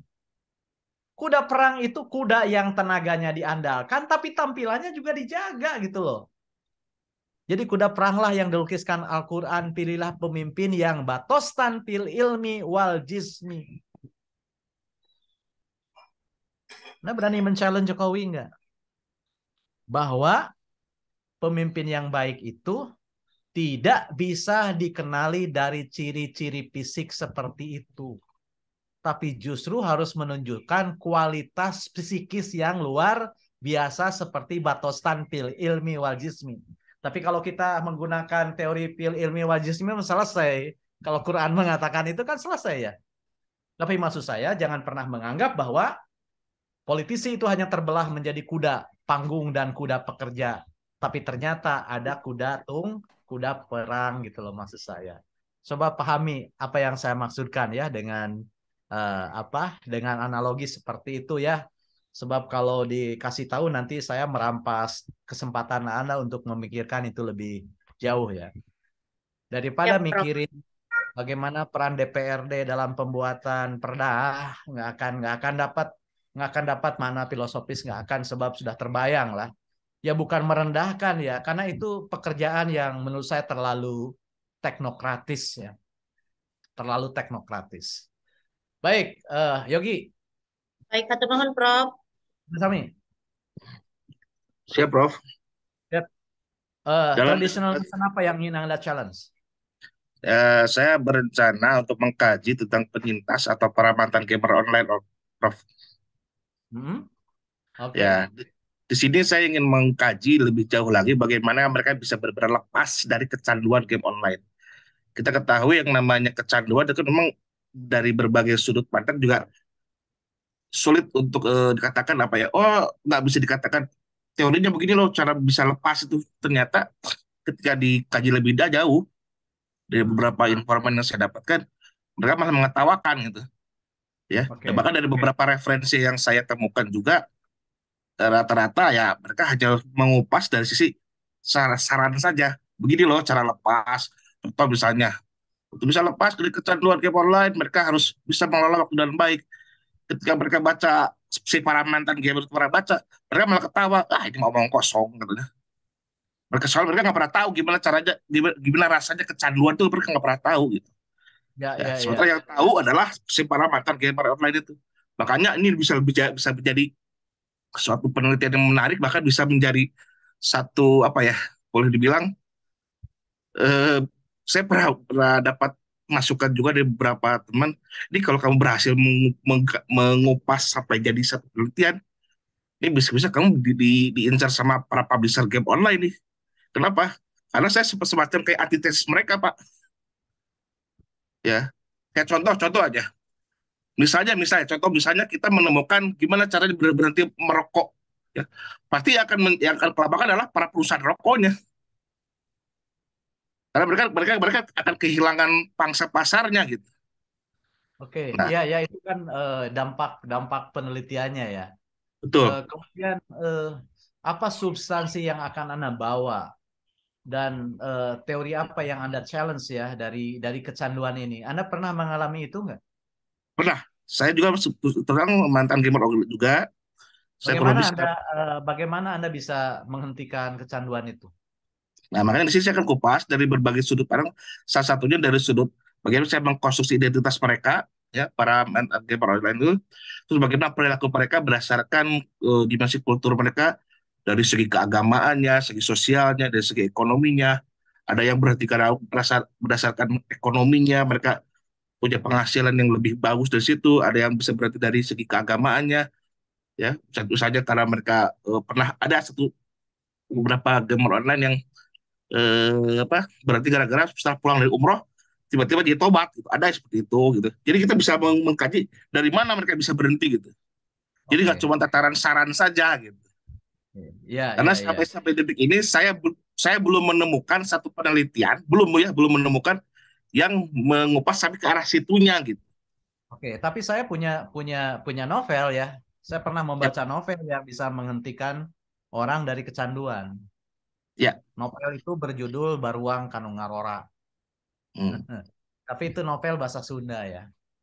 Jadi kisah dua orang pemuda ya, si Piah, nama perempuannya sih Ropiah ya, dengan Kusman. Dia dua orang pemuda yang sudah memadu kasih gitu. Tapi tiba-tiba ketika dia akan kawin, datang seorang duda kaya menak, bupati lah di Sumedang. Nah, bupati ini juga jatuh hati pada si Piah. Cuman sayangnya si Piah ini sudah terlanjur merencanakan pernikahan dengan si Usman. Kalau dudanya itu namanya Kusman, kalau bujangnya Usman. Karena sudah merencanakan pernikahan, tetap saja berlangsung pernikahan antara Piah dan Kusman itu. Tapi di malam pernikahan itu, Aom itu Menak, Usman itu menyelinap ke kamar mandinya si Piah. Karena dia tahu kalau dia datang ke undangan gitu pasti dicurigai nih. Om Usman masih kekeh mengejar orang yang sudah menikah. Dia punya niat untuk menculik pengantin. Wah, ini akan aib kan gitu. Bagaimana caranya dia bisa menggoda Piah? Muncul ide cemerlangnya, saya akan tunggu di kamar mandi. Sebab dia yakin meskipun pengantin tidak akan pernah dikawal sampai kamar mandi. Dan benar Pak, jam 11:30 si Piah ke kamar mandi sorangan. Kamar mandi gelap, begitu dinyalakan, kaget ya.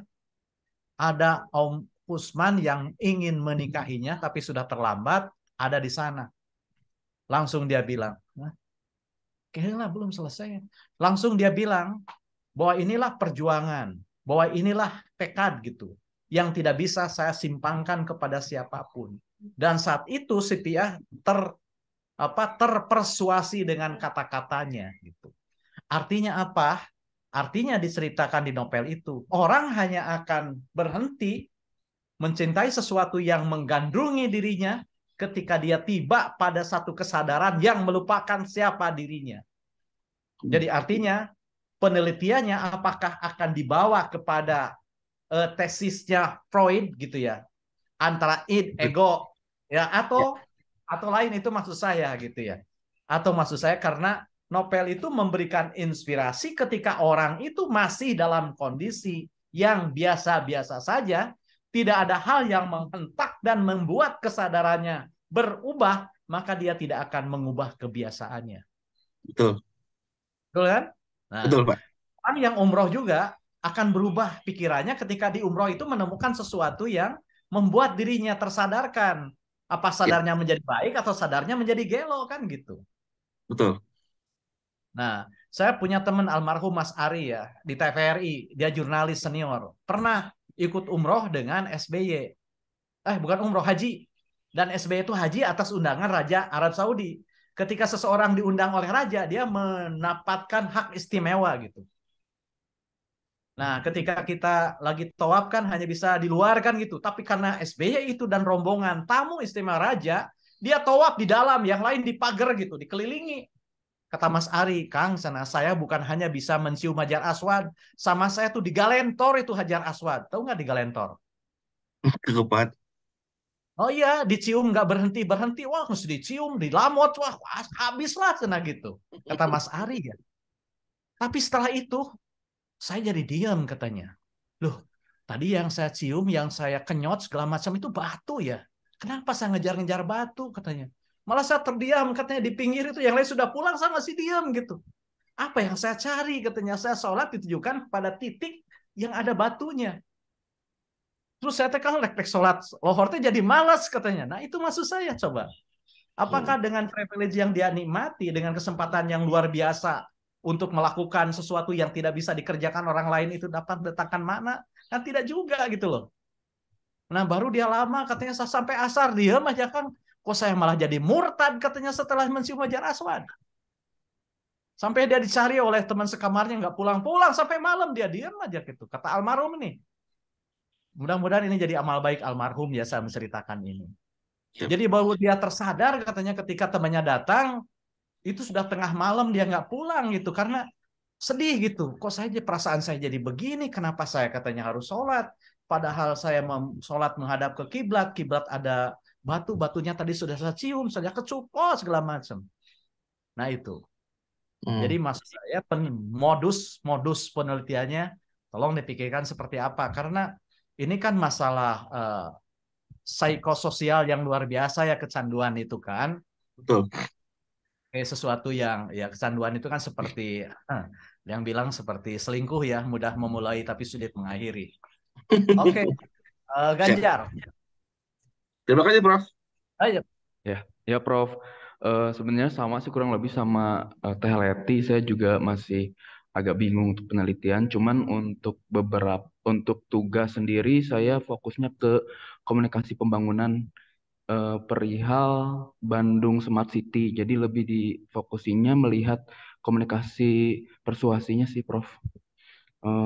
Kalau yang kuantitatif saya menggunakan teori belajar sosial yang mau digunakannya kurang lebih. Teori belajar sosial Albert Bandura ya. Iya, betul. Untuk kuantitatifnya. Betul. Okay. Karena kan tugas itu ada yang kuanti, ada yang kuali. Jadi kita memang dikasih pilihannya itu. Tugasnya ada yang kuali, ada yang kuanti. Jadi nanti sewaktu-waktu kemungkinan siapa tahu ada yang mau ganti penelitiannya mau pakai kuali atau kuanti. Oke. Jadi kalau yang kuanti itu. Baik. Maya? Ya, Prof. Jadi kalau misalnya penelitian saya ini tema besarnya sih saya tertarik dengan Indonesian Court, Prof. Jadi saya tuh tema besarnya tuh the changing faces of Indonesian Court lah istilahnya gitu. Karena merujuk dari pernyataan yang disampaikan oleh Ketua Mahkamah Agung bahwa mungkin ada diakui bahwa jadi saya fokusnya di pelayanannya, Prof. Jadi pada saat ini pengadilan itu ingin merubah image menjadi pengadilan yang inklusif. Jadi ada perombakan besar-besaran gitu untuk bisa memenuhi pelayanan kepada masyarakat. Nah, pada dasarnya itu image yang sebelumnya itu kan terlihat seperti apa gitu pengadilan itu. Oleh karena itu dirombak besar-besaran untuk bisa memberikan pelayanan yang maksimal terhadap masyarakat. Nah, ada yang unik di sini bahwa pelayanan itu tidak berhadapan muka lagi sekarang, tetap berhadapan muka, tetapi memakai media tertentu. Jadi ada satu gedung khusus yang mereka dirikan itu untuk memberikan pelayanan. Nah, Maya, teori apa yang sudah menjelaskan fenomena yang Ibu amati itu? Teori-teori apa yang sudah ada? Penelitian saya ini rencananya akan dijalankan dengan menggunakan teori-teori yang Ibu ketahui yang teori-teori menjelaskan fenomena itu teori-teori apa? Oke, saya udah baca beberapa, Prof. Jadi karena dia berada di kalau misalnya saya amati ini sosiologi komunikasi kalau saya nggak salah ya, Prof. Aduh, mohon apa namanya ininya pencerahannya Prof. Jadi kalau saya lihat di sosiologi komunikasi, ketika saya lebih dalam lagi bahwa ini tuh apa namanya, walaupun ada hubungan antara yang melayani dan yang dilayani, tapi ini lebih pada komunikasi organisasi karena ketika memberikan pelayanan dia mewakili organisasinya. Dan kemudian ketika saya baca lagi lebih lanjut, karena di sini ada hubungan yang ingin dijaga dan ingin adanya kesepahaman bahwa informasi itu harus betul-betul bisa apa namanya menjelaskan, memberikan penerangan kepada orang yang datang. Oleh karena itu, saya melihat bahwa teori excellent dari Grunig, Prof, itu mungkin bisa dipakai menjadi pisau analisis dalam menelaah apa namanya fokus penelitian saya. Dan Nah, itu yang ya, harus di tracing gitu ya. Harus ya, direview. Kalau Ibu anggap misalnya teori Grunig itu yang paling mutakhir, lalu teori apa sebelumnya yang bisa jadi terjadi perdebatan antara Grunig dengan teori sebelumnya. siap, Perdebatan Prof. itulah yang akan memberikan salah bagi Ibu untuk menemukan novelty-nya. Yes. Sama perdebatan antara misalnya apakah yang paling menentukan sukses belajar murid itu bakat atau lingkungan gitu. Sampai terlahir teori konvergensi gitu sebagai novelty-nya. Itu ya Bu Maya ya. Kalau Ya, Rati, siap, Prof. Ratri. Makasih, Prof. Ya, sama-sama. Iya, Prof. Saya rencananya karena saya banyak bergerak di bidang literasi media. Jadi saya kemarin tuh mengajukan untuk disertasinya terkait hoax dan bagaimana generasi Z dan Y itu mengkonsumsi hoax dalam keseharian. Tuh. Oke, coba direview ya. Bagaimana sikap otoritas dalam hal ini pemerintah dalam menanggulangi hoax dari periode ke periode. Sebab hoax itu kan penyakit yang sudah lama ya. Ketika terjadi peperangan di Sisilia itu sudah terjadi hoax yang luar biasa.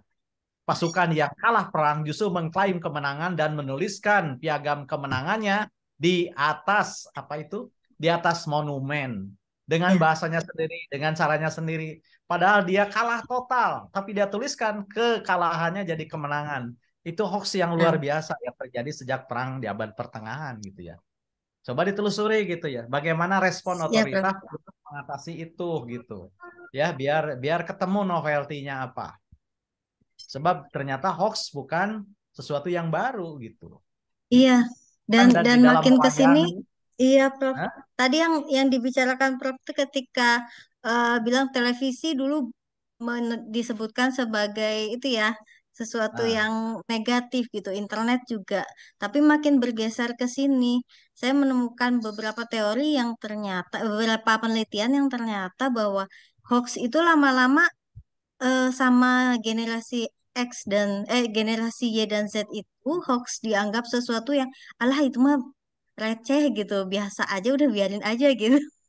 Gitu Prof, ternyata gitu ada hal-hal seperti itu. Jadi saya penasaran gitu sebenarnya gimana sih sementara saya gitu ya generasi X merasa bahwa hoax itu sesuatu yang bahaya gitu ya. Sementara mereka bilang apa sih receh gitu aja kok gitu Prof.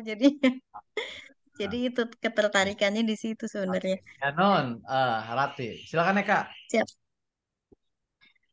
Ya Prof, Ya. saya berencana untuk meneliti mengenai perempuan dalam dunia konstruksi.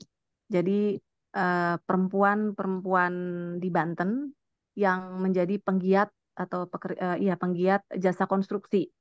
Jadi saya mau mengangkat mengenai sisi lain perempuan. Apa yang Anda challenge? Apa anggap yang Anda men-challenge konstruksi dunia laki-laki begitu? Ya, sisi kemaskulinan, mungkin sisi lain dari perempuan penggiat konstruksi tersebut, sisi lainnya. Jadi kan itu pekerjaan laki-laki, tapi dilakukan oleh perempuan dan sisi lain. Jadi Anda akan men-challenge anggapan yang menyatakan bahwa konstruksi itu dunia laki-laki gitu ya? Ya. Ya, sama saja dengan Anda men-challenge politik itu dunia laki-laki sehingga perempuan yang terjun di politik jadi gayanya kelaki-lakian, rambut pendek gitu ya, ditato gitu mungkin gitu ya. Baik, silakan sih gapnya kelihatan dan terasa gitu ya. Yang harus dilakukan adalah sebenarnya bagaimana sih perdebatan dalam hal pembagian kerja secara seksual. Itu Eka ya Gender yang harus berarti ya, gender ya. ya gender, Sorry. pembagian kerja secara seksual. Apa iya ada pekerjaan-pekerjaan yang dibagi secara seksual selain menyusui? Gitu. Apa iya ada? Saya curiga sih nggak ada ya. Jangan-jangan itu konstruksi budaya saja, sebab pekerjaan itu culturally bound, terlekat dengan budaya. Tapi menarik ya ditelusuri bagaimana state of the art-nya sehingga benar-benar ketemu gaps-nya, theoretical gap-nya. Baik, saya senang sebenarnya tema-tema yang disebutkan tadi itu bisa dilacak gitu ya. Tinggal sekarang dilakukan review untuk membuat state of the art-nya. Fenomena-fenomena tadi atau yang kita sebut sebagai evidence gaps tadi coba dilacak di dalam literatur ilmiah sehingga ketemu teori yang mutakhir tentang fenomena yang akan diangkat itu seperti apa. Kemudian dibandingkan dengan teori sebelumnya perdebatannya seperti apa.